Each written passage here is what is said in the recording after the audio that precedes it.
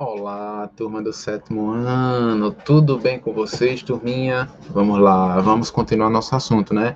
Que fala sobre cultura e religiosidade na Europa moderna, não esqueçam, tá bom?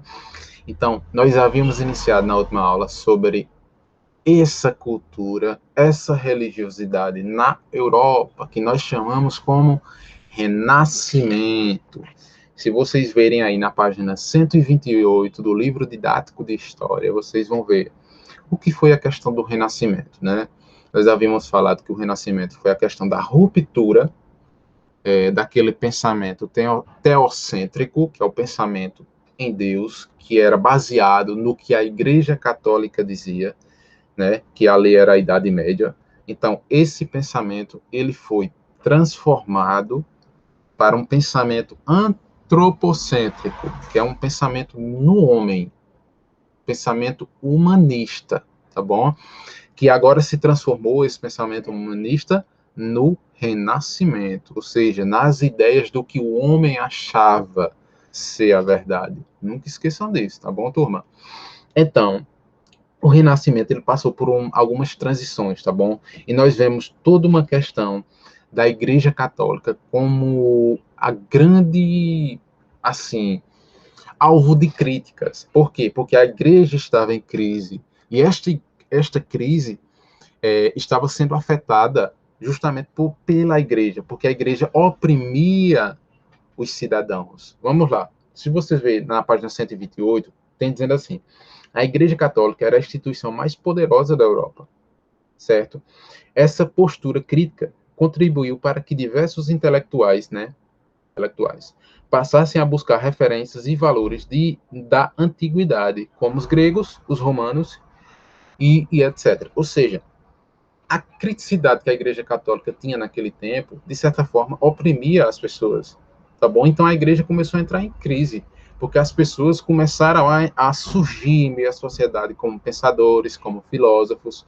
Essas pessoas, e também artistas, não esqueçam disso, essas pessoas tinham seus pensamentos e seu modo de ver. E a crítica estava sendo posta justamente nas obras de arte.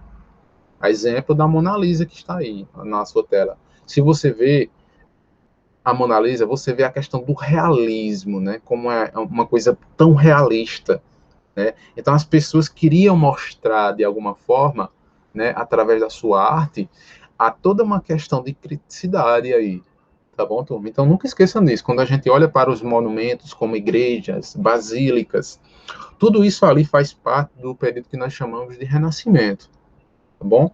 Então nós vamos ver, por exemplo, a questão, como era a visão do mundo renascentista? Era uma visão o quê? Humanista, que foi formado e denominado pela questão do humanismo. Quem eram os humanistas?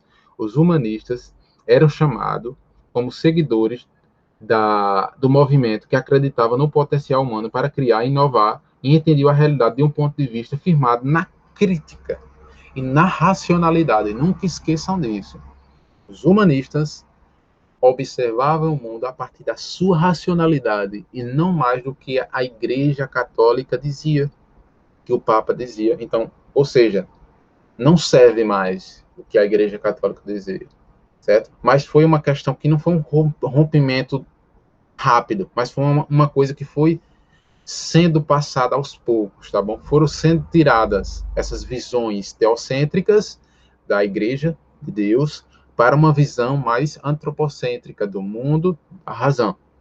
Tá bom, turma? Não esqueçam disso. Nós vamos ver mais para frente sobre a questão do renascimento científico, sobre o renascimento artístico, sobre a difusão do renascimento. Tudo isso vai ser muito importante para nós andarmos no nosso assunto, tá bom, turminha? Então, qualquer dúvida, fale comigo. Não esqueçam de mandar as atividades, tá certo? Que vai ser muito importante para o nosso momento de avaliação, tá certo? Não esqueçam, tá bom? Então, até mais. Tchau, tchau, turma.